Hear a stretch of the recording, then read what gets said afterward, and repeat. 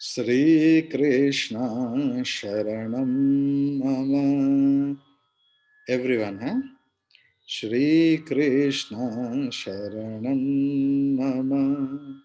Shri Krishna Sharanam Mama. Shri Krishna Sharanam Mama. Shri Krishna Sharanam Mama. Shri Krishna Sharanam Mama. Shri Krishna Sharanam Mama. Shri Krishna Sharanam Mama. Shri Krishna Sharanam Mama. Shri Krishna Sharanam Mama. Shri Krishna Sharanam Mama. Shri Krishna Sharanam Mama. Shri Krishna Sharanam Mama. Sharanam Mama. Sharanam Mama. Sharanam Mama.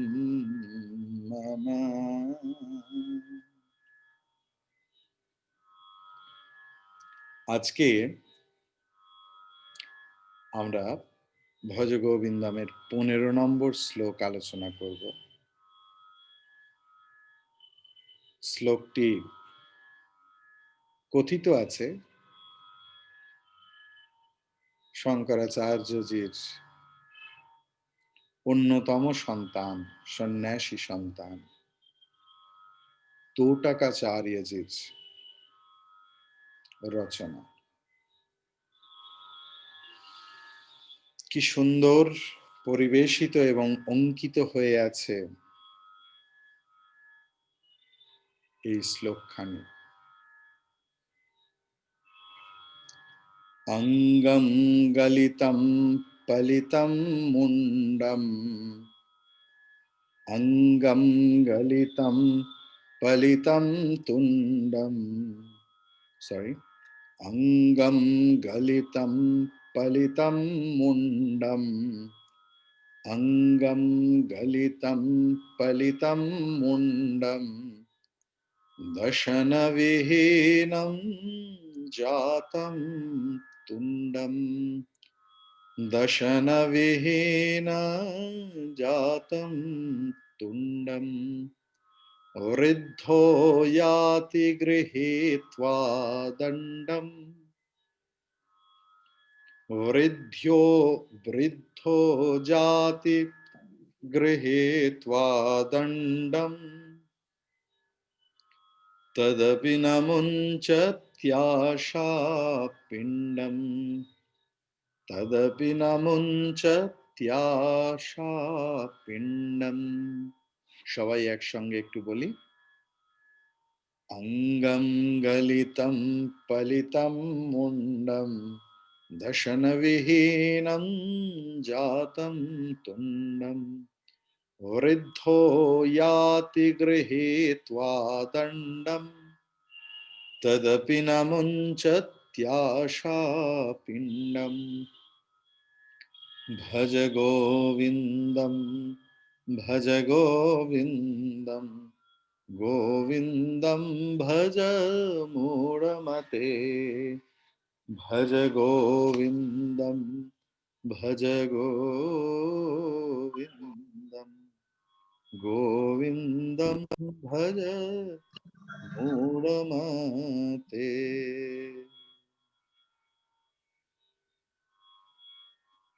অঙ্গম এই দেহ,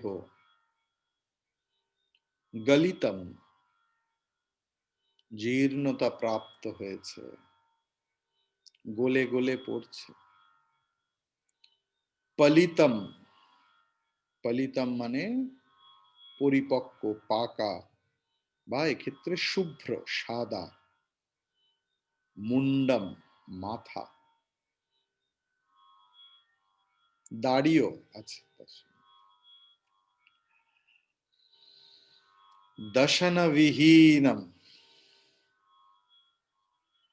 দাঁতবিহীন জাতম হয়ে গেছে, দাঁত নেই। তুণ্ডম মুখ গহ্বর, বৃদ্ধ বৃদ্ধ ব্যক্তি, ইয়াতি ইয়া ধাতু, ইয়াতি বিচরণ করে, হাঁটা চলা। কি করে করে? গৃহীত্বা দণ্ডম, লাঠি ধরে। তদ আপি না, তবুও না। কি? মুঞ্চতি, ত্যাগ করে না। কি কি ত্যাগ করে না?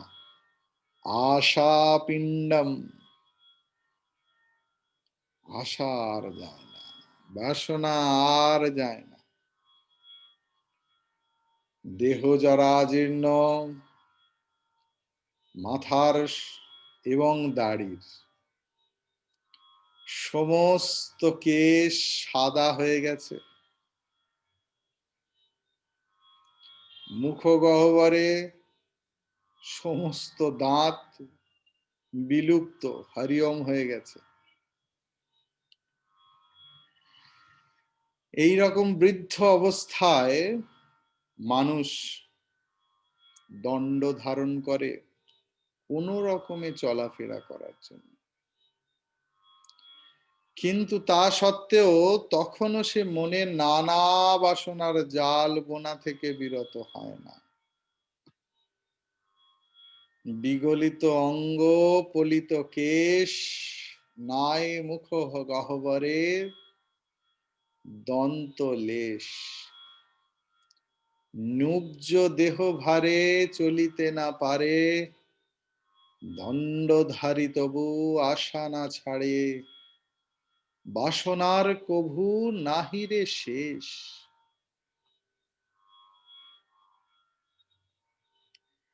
কেন এই শ্লোক রচনা?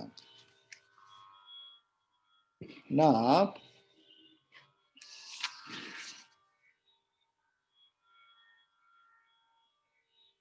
আমরা যদি বৈরাগ্য শতকম দেখি তাহলে একটা লাইন আছে, তৃষ্ণা না জাতঃ বয়মেব জাত, কালঃ না জাতঃ বয়মেব জাত।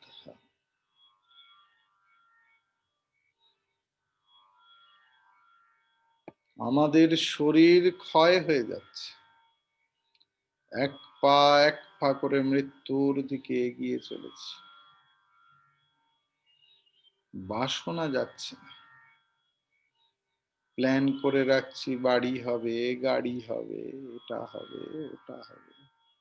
পরের দিন সকালবেলা ঘুম থেকে উঠতে পারবে কিনা জানে না।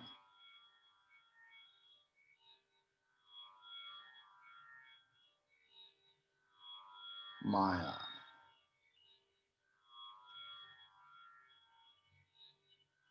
সময় যাচ্ছে না, আমরাই সময়ের কাল গহ্বরে প্রবেশ করছি। যদি জীবনে বৈরাগ্য না আসে, দুঃখ অনিবার্য।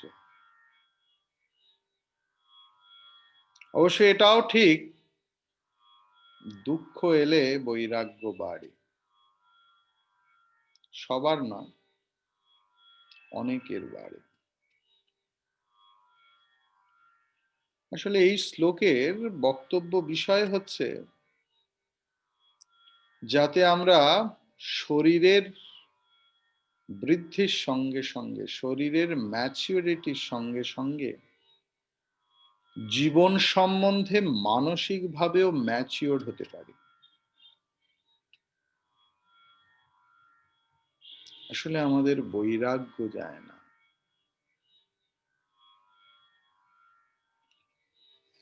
সংসারের বিষয় সমূহ, বিষয় সুখ উপভোগ করার দুরন্ত দুর্বার বাসনা যে কি ভীষণ শক্তিশালী, তার ইঙ্গিত এই স্তবকে দেয়া হয়েছে। সুস্থ বা কোনো সবল তরুণ বা তরুণী যখন তার প্রাণ শক্তিতে পরিপূর্ণ, তখন ইন্দ্রিয় পরায়ণতা স্বতঃস্ফূর্ত এবং স্বাভাবিক। যদিও সেটা সম্পূর্ণভাবে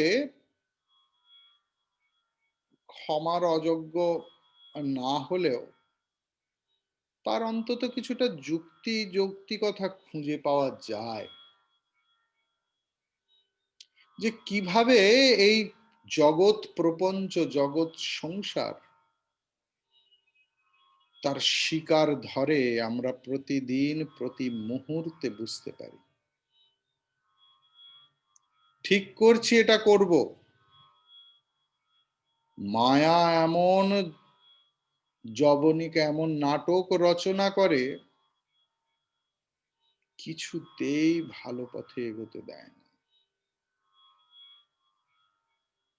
কিন্তু এটাই পুরো ঘটনা নয়।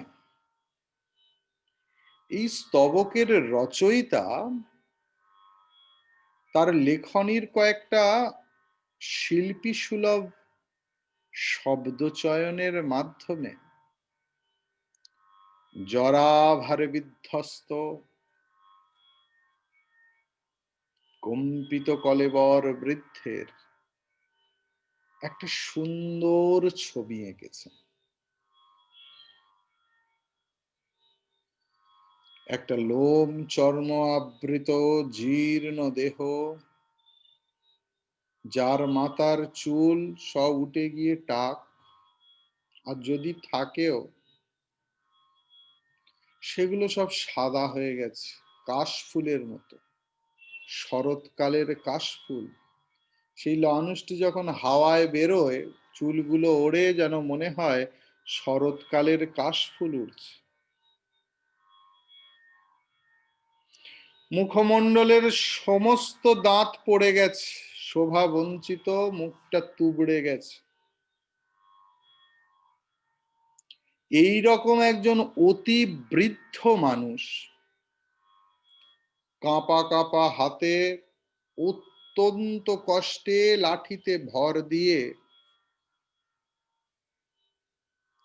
অত্যন্ত মন্থর গতিতে টলমল করতে করতে করতে করতে কোন রকমে তার দেহটিকে টেনে নিয়ে যাচ্ছে। এরকম একটা ধারণা করা খুবই যুক্তিসঙ্গত যে সেই বৃদ্ধ মানুষটি তার দীর্ঘ জীবনে তার সমস্ত কামনা বাসনা নিঃশেষ করেছে এবং দেহের ক্ষুধা ও ইন্দ্রিয় উপভোগ করা থেকে নিবৃত্ত হয়েছে। কিন্তু তা হয় না। আপনারা প্রায় সকলেই জানেন, সবাই না হলেও বেশিরভাগ বাঙালি বেশ ভালো করে চিবিয়ে খেতে হয় এই রকম খাদ্যাভ্যাসে অভ্যস্ত। কিন্তু তার জন্য দাঁত লাগে। আমি এরকম একজনকে জানি যার দুপাটির দাঁত পড়ে গেছে, অথচ বাসনা যায়নি। তা আমি একদিন তার স্ত্রীকে জিজ্ঞেস করলাম যে এত শক্ত জিনিসটা কিভাবে খান উনি? না, খুব ভালো করে সেদ্ধ করে দিতে হয় মহারাজ, তারপর কোন রকম মুখের মধ্যে জিভ দিয়ে পাগলে পাগলে গিলে ফেলে। বাবা! কিন্তু তার স্ত্রী বলছে কিন্তু ওটা তার চাই। বাসনা কিছুতেই যায় না। হাত বান্ধেবে পা বান্ধেবে মন বান্ধেবে কেমনে। হাত বেঁধে রাখা যায়, পা বেঁধে রাখা যায়, মনকে কিভাবে বেঁধে রাখা যাবে? বাসনা কিছুতেই যায় না। সাধক রামপ্রসাদ গ্রামের রাস্তায় বেরিয়েছেন, দেখছেন গ্রামের মহিলারা কলা গাছের যে গোড়া হয় তাতে আগুন ধরিয়েছে। সেই কলা গাছের যে গোড়াটা সেটা পাটে পাটে খুলে আসে, তাকে বলে বাসনা। আর তাতে আগুন দিলে যে ছাই হয় তা দিয়ে কাপড় কাচা হতো আগেকার দিনে। সেই দেখে সাধক রামপ্রসাদ গান লিখলেন। দেখুন, এই হচ্ছে সাধক মন। একটু কিছু ছুতো পেলেই তারা আমাদেরকে সাধনার কথা শুনিয়েছেন। তিনি লিখলেন, বাসনাতে দাও আগুন জেলে, খার হবে তার পরিপাটি। বাসনা। আবার একাধারে বাসনা। বাসনাতে আগুন দাও, খার হবে তার পরিপাটি। সাবান যদি খুব স্ট্রং হয় তাহলে জামা কাপড়ের ময়লা যায়, আর বাসনাতে আগুন দিলে যে ক্ষার হবে তাতে মনের ময়লা দূর হবে। কর মনকে ধোলাই, মনকে ধোলাই করো। কেন? ওরে দূর করে দে মনের ময়লা, ঠাকুর পুজো কর। ভবা পাগলা লিখছেন, মনের ময়লা না পরিষ্কার হলে যতই ফুল, যতই বেলপাতা চড়াই, যতই উপবাস করি, কিছুতেই কিছু হবে না। মনের ময়লা চলে গেলে এক পেট ভাত রুটি খেয়েও ভগবানের পুজো করা যায়। যে মন তাতে নিবদ্ধ সেখানে কোনো পাপ লাগে না।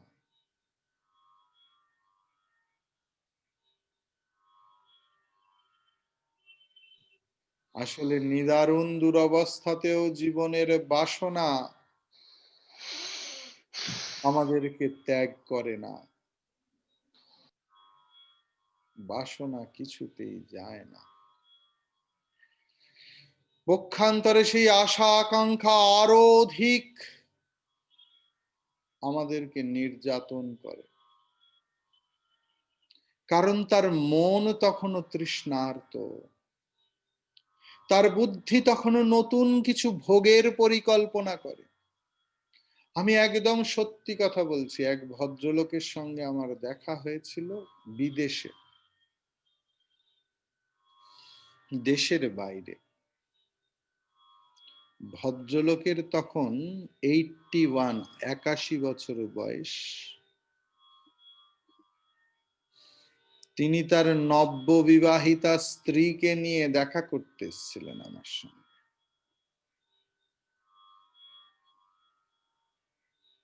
বাসনা, বাসনা, বাসনা। সংসার পাক থেকে কিছুতেই মন যেতে চায় না, অথচ মুখে জ্ঞানের বুলি। কবে মুক্ত হব মহারাজ, কি করে মুক্তি পাব? আর মন পাক ঘেঁটে ঘেঁটে ঘেঁটে ঘেঁটে ফুলের বাগানে যতই নিয়ে যাও সে পাঁকের দিকেই চলে আসবে।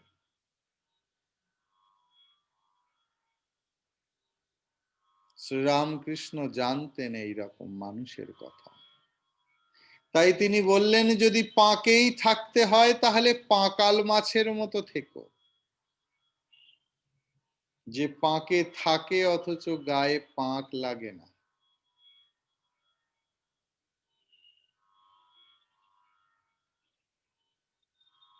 কারণ অথর্ব দেহে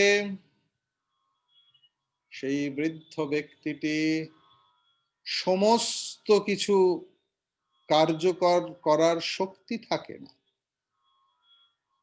বৃদ্ধ বয়স যেন কারাগারে দুঃখ ভোগ করার মতো দুঃসহ যন্ত্রণার শিকার। সেই সমস্ত বৃদ্ধ বৃদ্ধা যাদের মনে প্রচুর আশা,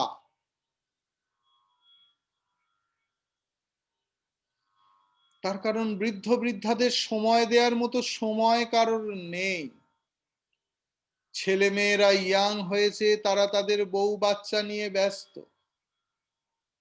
বিদেশে দেখেছি বৃদ্ধ মানুষগুলোর সঙ্গে 1 ঘন্টা কথা বলার জন্য তারা পে করে, কথা বলার লোক নেই। তারা জানেইনি, শিখেইনি একা থাকা।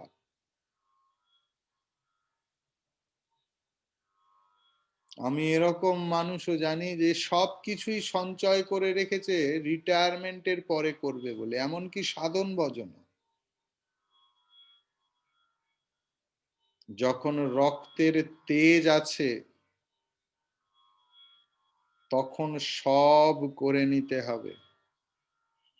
বুড়ো বয়সে নতুন করে কিছু করা যায় না। গুরু কৃপার, শাস্ত্র কৃপা ছাড়া নতুন করে কিছু করা যায় না। আজকে যে সমস্ত বয়োবৃদ্ধ এবং বৃদ্ধা আমার ক্লাসে আসেন, আমি তাদের দেখে খুব খুশি হই যে কি অসম্ভব ভালো সংস্কার নিয়ে তারা জন্মেছেন।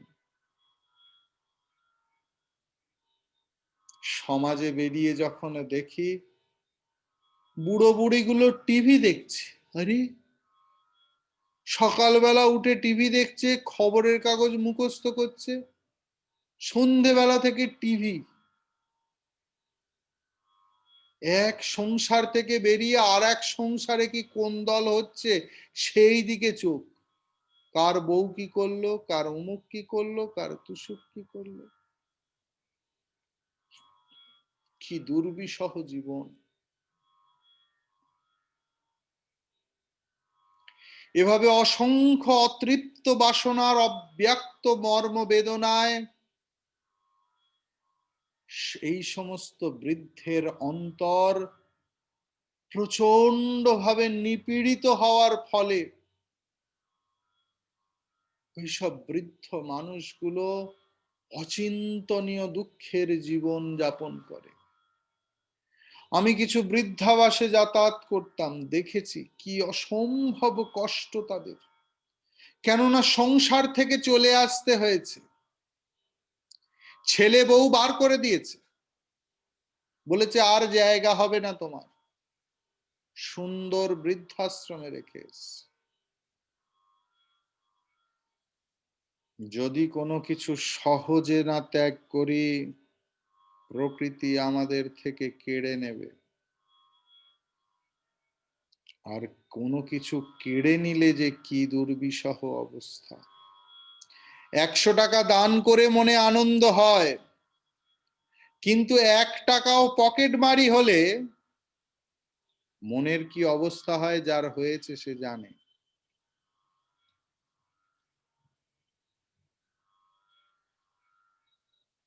এই স্তবকের রচয়িতা তার বর্ণনায় এই ইঙ্গিতে দিতে চান যে এমনকি যৌবনকালেই নিয়ন্ত্রিত বাসনা কামনার মাধ্যমেই কেবল আমরা শান্তি লাভ করতে পারি। উপনিষদের অমোঘ মন্ত্র ত্যাগে নৈকে অমৃতত্ব মানসু। যদি জীবনে পরম শান্তি লাভ করতে চাই, ত্যাগই আমাদের একমাত্র রাস্তা। ভোগের দ্বারা ভোগের নিবৃত্তি হয় না, হতে পারে না। তার কারণ সেটা যেন অন্ধে নৈব নিয়মানা যথান্ধ। এক অন্ধ যদি আর এক অন্ধকে পথ দেখায় তাহলে সে কিরকম হবে।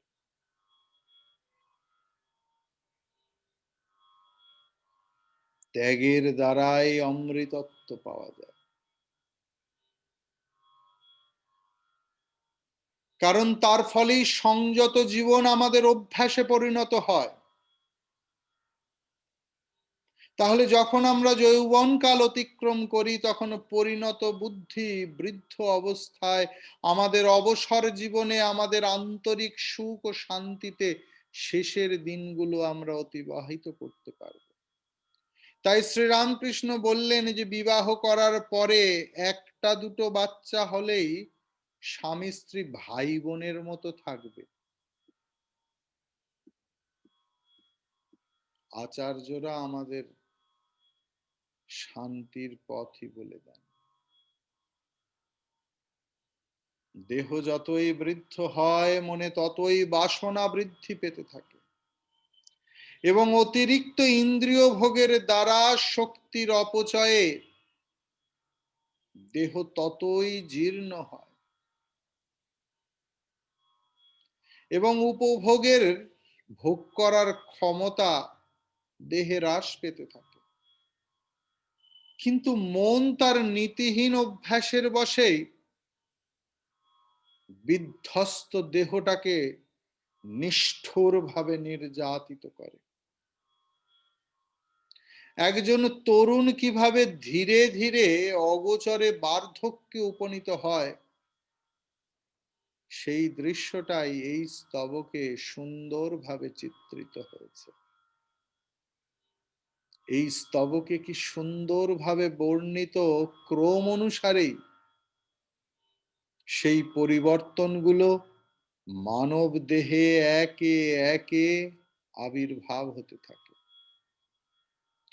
প্রথমে দেহটা বৃদ্ধ হয়, তারপর চুল পাকতে থাকে, তারপর দাঁতগুলো পড়তে থাকে একে একে, অবশেষে মেরুদণ্ডটা ধনুকের মতো হয়ে যায়।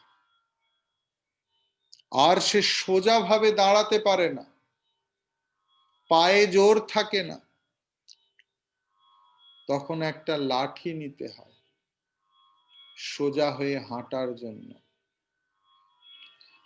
এই দণ্ডটিকে, এই লাঠিকে অবলম্বন করে অতি কষ্টে সে তার দেহটাকে টলমল পায়ে কোনো মতে টেনে নিয়ে যায়। অবশ্যই এটা দুঃখজনক এবং করুণ দৃশ্য, কিন্তু এর থেকে নিস্তার পাওয়ার তো কোনো রাস্তা নেই। নিস্তার পাওয়ার রাস্তা একমাত্র মনকে ছোট বয়স থেকে ত্যাগ, বৈরাগ্য, সৎসঙ্গ, সাধু সঙ্গ, শাস্ত্র পাঠের রসে নিমজ্জিত করা। আমি বেলুড় মঠের আরোগ্য ভবনে দেখতাম বুড়ো সাধুরা প্যারালাইজড হয়ে গেছে সারা শরীর। প্রণাম করতে গেছি, প্রণাম করার পরে জিজ্ঞেস করেছি, মহারাজ কেমন আছেন? কি উত্তর! বলছে, আমি শরীর নই, আমি সেই চৈতন্য স্বরূপ, আমি আছি তাই জগৎ আছে। জিজ্ঞেস করলাম, মহারাজ এত রোগ? বলে, আমার তো রোগ নেই ভাই, রোগ তো শরীরের। জায়তে অস্তি বর্ধতে বিপরিণামতে অপক্ষীয়তে ম্রিয়তে। এই চেতনায় চেতায়িত মনই কোনোদিন একাকিত্বের রোগে ভোগে না। এরা সব সময় সসঙ্গ, নিঃসঙ্গ রোগ এদের কখনো না। তারা জানে, হয় যে ভক্ত সে জানে ভগবানের কোলে বসে আছে, আর যে জ্ঞানী সে জানে এই জগৎ মায়াময়, দেহ তার অন্তর্ভুক্ত। আমি চৈতন্য স্বরূপ, আমার বন্ধু আমি নিজেই।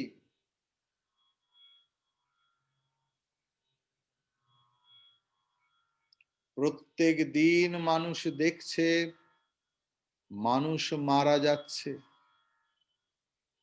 তবুও তার বেঁচে থাকার বাসনা এতটুকু কমে না। বহু রোগে জরাজীর্ণ, তবু প্ল্যান হচ্ছে কবে বাড়ি হবে, কবে ফ্ল্যাট হবে, কবে মিউটেশন হবে, কবে অমুক হবে। আর সেই দুশ্চিন্তা করে করে প্রত্যেকটা দিন সে নরক বাস করে। আরে কালকে সে বাঁচবে কিনা তাও জানে না। আর এই আশা আকাঙ্ক্ষা নিয়ে সে মরছে, পরের জন্মে মানুষ হতে পারবে কিনা তাও জানে না। কত পাপ যে করেছে কেউ কিচ্ছু জানে না। আধ্যাত্মিক জীবন আমাদের প্রতিদিন আনন্দে বাঁচতে শেখায়। প্রত্যেক দিনের ঘটনা যে মানুষকে শিক্ষা দেয় না, তার মতো নির্বোধ মূর্খ কে আছে? তার জন্য যন্ত্রণা ছাড়া আর কি থাকতে পারে? যে কত অনিশ্চিত এই জীবন। কেউ জানতো করোনার এই অবস্থা হবে? কেউ জানতো যে ভারতের প্রধানমন্ত্রী এক রাত্রে বলবে টাকা চলে যাবে? যে মানুষটাকে কালকেই কথা বলেছি, আজকে সকালবেলায় তার মৃত্যু সংবাদ শুনছি। তবু আমরা প্ল্যান করছি, আর সেই প্ল্যান হচ্ছে না বলে রোজ তিলে তিলে মরছি। এইসব মানুষগুলো তো মরেই আছে শরীরে, খালি শরীরের মৃত্যুর অপেক্ষা করছে। এত কিছু সত্ত্বেও মানুষ তার বাসনার বিপুল বোঝাটা কোন রকমে ত্যাগ করতে পারে না।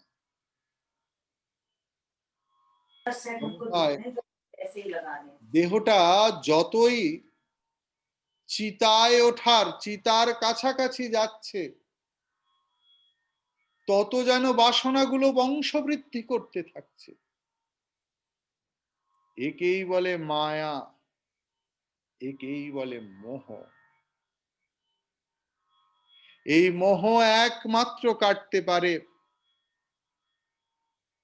গোবিন্দের কৃপায়, গুরুর কৃপায়,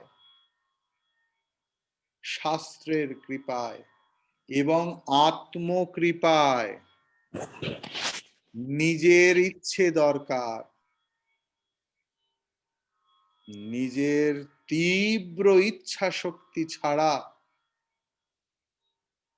ভগবানের কৃপা বোঝারও সামর্থ্য আসে না। পাল না তুলে দিলে নদীতে যতই হাওয়াবো, তাতে নৌকার কিছু আসে না। পালটিকু তুলতে হবে, আর সেই পাল তোলাই হলো নিজের ইচ্ছা শক্তি। ভগবানের কৃপা বাতাস, গুরুর কৃপা বাতাস, শাস্ত্রের কৃপা বাতাস উপলব্ধি করার জন্য, কাজে লাগানোর জন্য আত্মকৃপা অত্যন্ত জরুরি। আসুন আমরা সবাই মিলে ভগবানের নাম করি। ভজ গোবিন্দম, ভজ গোবিন্দম, গোবিন্দম ভজ মূঢ়মতে। ভজ গোবিন্দম, ভজ গোবিন্দম, গোবিন্দম ভজ মূঢ়মতে। সম্প্রাপ্তে সন্নিহিতে কালে, সম্প্রাপ্তে সন্নিহিতে কালে, नहीं नहीं रक्षति डुक्कृंकरणे। भज गोविंदम, भज गोविंदम, गोविंदम भज मूढ़मते, गोविंदम भज मूढ़मते, गोविंदम भज मूढ़मते।